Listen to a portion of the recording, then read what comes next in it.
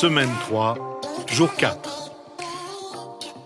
Bonjour et bienvenue à Dieu au quotidien, notre série d'études méditatives sur la lettre de Jacques.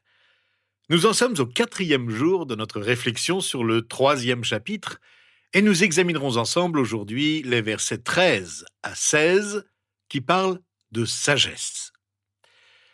En fait, j'aimerais commencer notre étude en lisant ces versets ensemble. Lequel parmi vous est sage et intelligent? Qu'il montre, par un bon comportement, ses œuvres empreintes de douceur et de sagesse.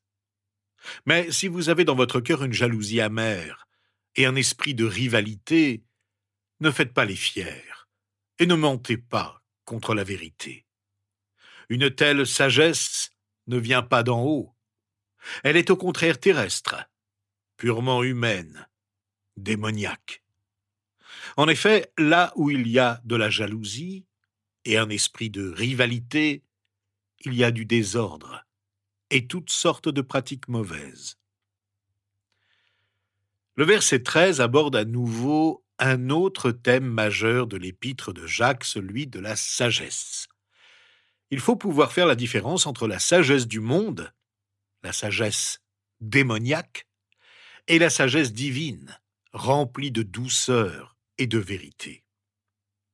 Au chapitre 1, vous vous en souvenez sans doute, nous avons vu que si nous manquons de sagesse, nous devons la demander à Dieu avec confiance.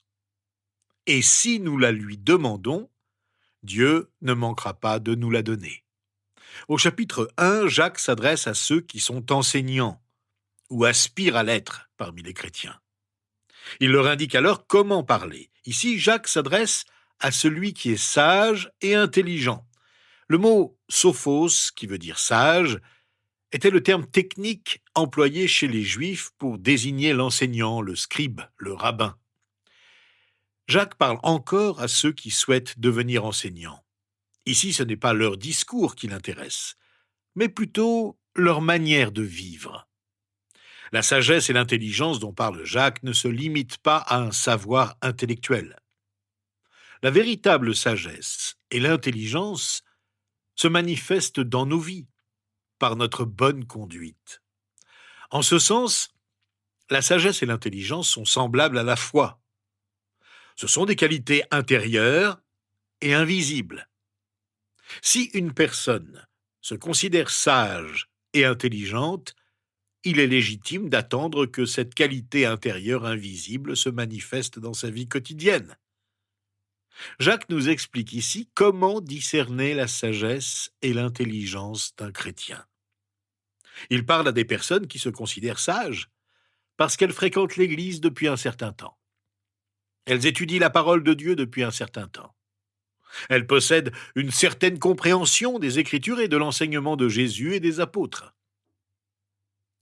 Mais comment cela se traduit-il dans leur vie de tous les jours et dans la vie de leur communauté? Jacques leur rappelle qu'il y a plusieurs dangers que nous devons éviter et qui menacent particulièrement les sages. Les paroles sans action, la jalousie amère et l'esprit de rivalité. Un des pièges que rencontrent ceux qui se disent sages est de parler sans agir. Voici ce que Jacques demande à celui qui se croit sage et intelligent. Qu'il montre, par un bon comportement, ses œuvres empreintes de douceur et de sagesse. Voyez-vous, si vous fréquentez votre église depuis un certain temps, si vous avez acquis une certaine sagesse, vous risquez de vous reposer sur vos lauriers et de vous contenter des œuvres que vous avez pu accomplir dans le passé. Vous commencez à vivre dans le passé et vous vous arrêtez d'agir et vous laissez les autres agir à votre place. Or, nous ne pouvons pas nous arrêter de servir et nous contenter de beaux discours et de bons souvenirs. Aucun chrétien n'est dispensé de servir, quelle que soit la forme que prend son service. Notre façon de servir évolue avec le temps. Il se peut que nos capacités physiques nous empêchent de faire ce que nous faisions plus jeunes. Mais notre zèle ne doit pas diminuer, même s'il est limité à la prière, qui reste active et attentive aux besoins des autres. Jésus ne s'est jamais arrêté de servir. Sa mort même sur la croix était le service suprême, l'accomplissement final et unique de sa mission sur terre. Ne nous contentons donc jamais de parler de nos accomplissements passés en cessant d'agir et en laissant les autres agir à notre place. La maturité spirituelle ne nous dispense pas de l'action, bien au contraire. Nous ne pouvons pas montrer notre sagesse par nos connaissances, notre philosophie, notre intellect, mais par des actes remplis de sagesse, c'est-à-dire des actes réfléchis et intelligents, accomplis avec douceur. La douceur et la sagesse s'expriment dans l'humilité et la considération à l'égard de ceux que nous servons. Si nous aidons les pauvres, nous ne le faisons pas avec un esprit de supériorité ou même par dédain, mais parce que nous aimons ceux que nous aidons, sans arrière-pensée.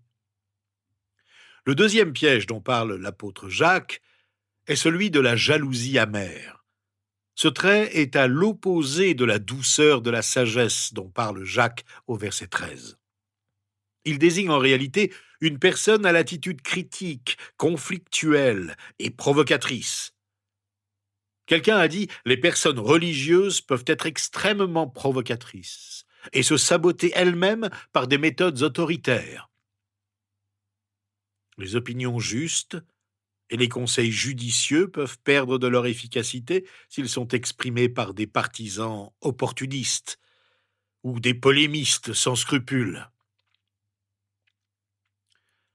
Que se passe-t-il dans la vie d'un croyant pour qu'il puisse entretenir une jalousie amère contre d'autres chrétiens? Eh bien, pour un nouveau croyant, tout est nouveau, tout est merveilleux. Il constate toutes les merveilles que Dieu accomplit. Il est enthousiaste pendant un certain temps. Mais au fil du temps, au fur et à mesure qu'il fréquente l'Église, il commence à voir que d'autres chrétiens semblent être plus remarqués par la communauté que lui. Il constate que ses fidèles semblent plus honorés que lui, que leur ministère se développe plus vite que le sien, bien qu'il soit plus jeune dans la foi que lui. Voyez-vous, avec l'expérience vient la connaissance des différentes manières dont Dieu agit, dans différents ministères, dans la vie de différentes personnes. Si vous commencez à comparer selon des critères humains, cela peut vous mener sur le chemin d'une jalousie amère. Vous commencez à envier ce que Dieu fait dans la vie des autres. Vous arrivez au point où, au lieu d'éprouver une simple gratitude pour ce qu'il a fait dans votre vie et la vie des autres, la jalousie vous ronge jusqu'à critiquer et mépriser ce que Dieu a béni. Comment donc sortir de ce piège? Il vous faut reconcentrer votre attention sur ce que Dieu a fait dans votre vie. Tout d'abord, soyez reconnaissant pour votre salut. Soyez reconnaissant de savoir que vous allez passer l'éternité avec notre Seigneur Jésus-Christ au ciel. Voilà ce qu'il vous a offert gratuitement. Entretenir de l'amertume et de la jalousie à l'égard d'un autre chrétien, c'est non seulement rejeter quelqu'un que Dieu a accepté dans sa famille, l'Église, mais aussi perdre complètement de vue que nous allons passer l'éternité ensemble, dans une parfaite communion avec notre Sauveur et Seigneur. Ce que nous devons rejeter, ce n'est pas celui que Dieu bénit, mais la jalousie qui nous ronge. Si la foi sans les actes et la jalousie amère sont des pièges à éviter, l'esprit de rivalité, une sorte d'ambition égoïste, en est un autre. Il naît souvent de la jalousie amère. Soudain, nous nous disons « Tiens, peut-être devrais-je utiliser l'Église à mes propres fins.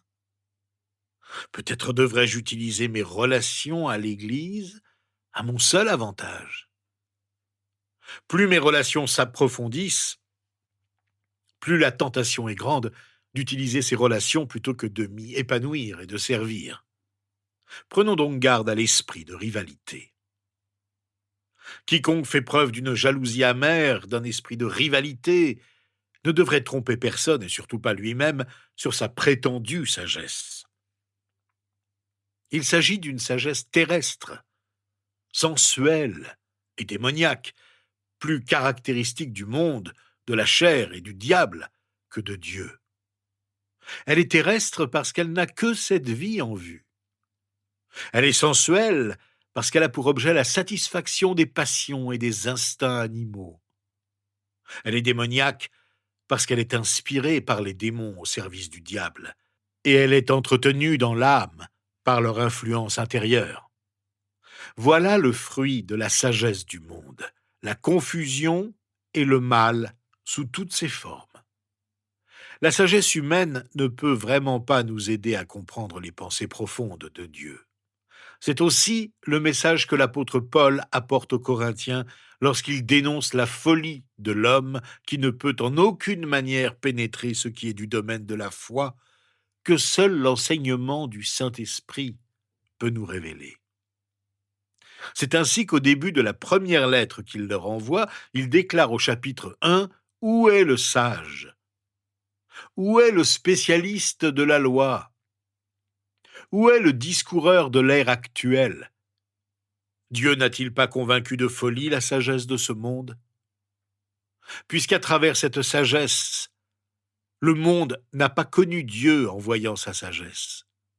Il a plu à Dieu de sauver les croyants à travers la folie de la prédication.